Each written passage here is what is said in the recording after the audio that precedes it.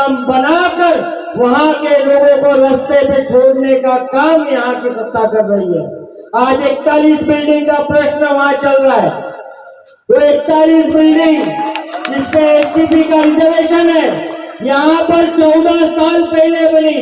14 साल से लोग वहां रह रहे हैं। 14 साल वो घरपट्टी बन रहे हैं, लाइट बन रहे हैं, और 14 साल के बाद यहाँ की सत्ता बोलती है कि 6000 परिवार को तोड़ के उन्हें रास्ते पे छोड़ दे।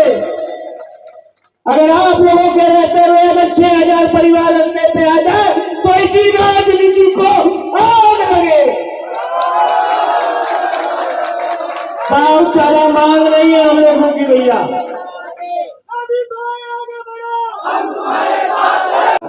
अनधिकृत बांधकाम किया जा रहा है।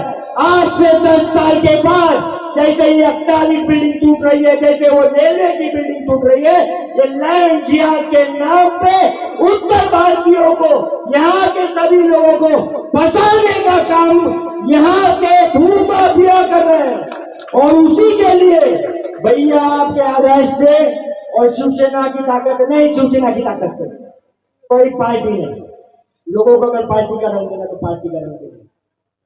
लैंड जिहाद के खिलाफ 30 तारीख को राधा कृष्ण होटल से जूरी महानगर पालिका तक सभी धर्मों के, सभी पक्ष के, सभी संगठनों के नेतृत्व में मुख्य मोर्चा निकाला जाएगा, ऐसा मैं आह्वान करता हूं।